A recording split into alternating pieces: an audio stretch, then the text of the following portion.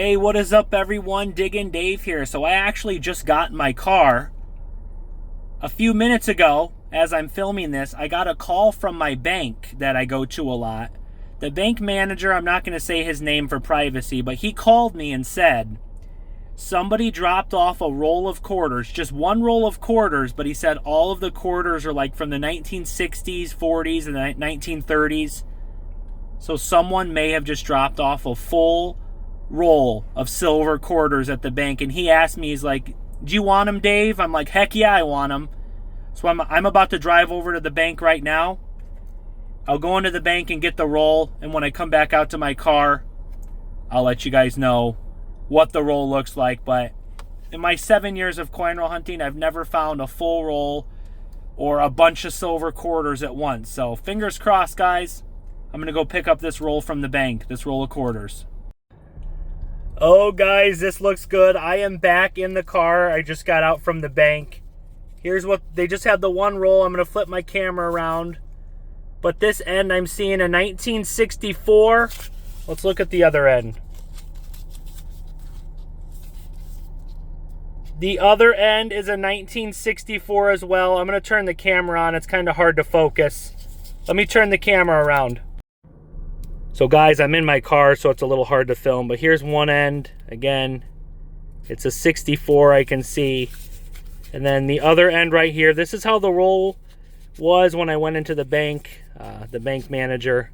So a lady just brought in one roll of quarters. What is that? Another 64. So both ends are 64, guys. I'm going to wait till I get home and set up my camera.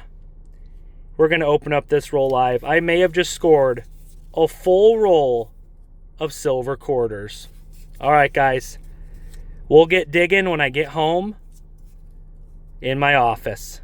So, all right, guys, I am home now. I'm in my office. I'm going to go ahead and open up this roll of quarters that I got from the bank again to go over the story again. I was just sitting at home. I was actually about to go through a box of pennies, and I got a phone call from my bank where I order and pick up boxes from. And the bank manager knows me very well. He knows that I collect coins. He kind of knows what silver coins, and, you know, if a coin looks different or like he's not sure what it is, he'll ask me or he'll contact me. He said a lady dropped off a roll of quarters, and here it is. And he had to open up the roll to verify there was $10 in the roll. And he said when he dumped out the quarters to count them, they sounded different, and he said they looked different as well. And he said from what he saw, a lot of them are from the 60s, maybe from the 50s and 40s. I'm not sure if there's any older silver quarters in here, but on this end right here, we have a 1964. And then on the other end, this is how the roll came from the bank. There's another 1964. So I don't know if this is a full roll of silver quarters. In 7 years of coin roll hunting, I've never had a score like this with quarters. I've had some good $half scores with silver. I found a lot of silver dimes. But silver quarters are especially hard to find. Silver quarters are just really, they're just difficult. So guys, we're going to go ahead and open this up right now. Let's see if it's all silver, or maybe just the two ends are silver and it's a mixture of silver and clad quarters. But I have a good feeling if both enders are silver, we're probably going to have a good amount of silver in here, I hope. So let's go ahead and open it up. I'm going to use this little 3D printed holder. Here we go, guys. Oh, so I'm seeing a few clad in there. Oh, wow. I am seeing a few clad quarters in here, but my goodness, this is looking like 98% of the roll looks to be silver. That's a clad, not silver. So what? 1, 2, 3. It looks like only 4 of the quarters are clad, not silver. Let's pull those out really quick just to get them out of here. A 98. That is incredible, guys.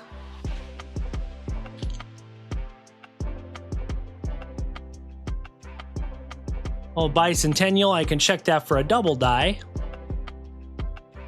These ones on the end are kind of hard. This is by far the craziest silver quarter score that I've ever had. We're going to look at these one at a time. There was one more quarter in here that I don't think was silver, right? 2004 Texas. So that means if there's 40 quarters, there should be 40 quarters in a roll. 4 of them are not silver, so that means 36 of the 40 quarters are silver. Wow, that is amazing. All right, let's go ahead and look at them one at a time and see what dates we have. We have a 1944S. Guys, I'll check these for double dies and stuff, repunchment marks, after we look at the dates. 1964 Denver. Looks like we have a mixture of dates. They're not just all 64s. 1940, another S. Wow, 42S. 1964 Denver. All of these quarters, guys, are 90% silver. 64 Denver. 64 is the last year for the silver quarter, and they're the most common, I think, 64 Philly and Denver. But that is fine. 64 Philadelphia. That one's actually beautiful. Another 64 Philly. 64 Denver. Oh, nice, little older, 1958 out of Denver. Oh, wow. 1934. I'll have to double check which year. I know there's some years that can have like double dies and different stuff. 1934 Philadelphia. That's the oldest one so far. This is incredible. 1947 S. We're having a lot of San Francisco mint marks, which is cool. 64 Philly. This is the best silver quarter score I've had. Another S mint mark, 42S. Wow. 64 Denver. And the lady who brought these into the bank, I'm assuming, I don't know, either she didn't know what she had or maybe she stole someone's collection. I hate to say. I don't know. I don't know the backstory. The bank manager just called me and said, there's a bunch of weird quarters. Do you want them? And I'm like, heck yeah. 1963 Philly. 63 Philly. 1951 Philadelphia. 43 Philly. 64 Denver. Wow, this is fantastic. 1953 S. A lot of S mint marks in here. 64 Philly. 1939. 1964 Philly. 64 Denver. 64 Denver. Oh, wow, that's a beautiful 64. 64 Denver. Look at that one, guys. Beautiful condition on that one. 1959 Denver. 64 Philly. 64 Denver. We have a couple more.